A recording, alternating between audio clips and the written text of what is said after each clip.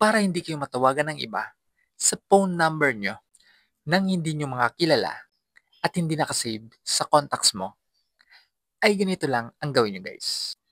Open mo ang dial pad ng iyong cellphone. At kung sakaling ganito rin ang lalabas ng iyong cellphone, i-slide down mo lang ito. At makikita nyo dito ang 3 dots sa taas. I-click mo yan. At i-click mo sa baba itong block hasing calls.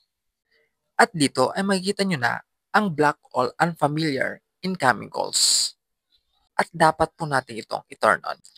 At nakalagay nga dito sa baba na once enable all unknown caller not in your contacts will be blocked. Ibig sabihin, once na may tumawag sa inyo na hindi nakasave sa inyong contact number, ay automatic pong di nila tayo matatawagan dahil po sila ay nakablock. Kaya dapat mo itong i-turn on. Pakishare na rin sa iba guys.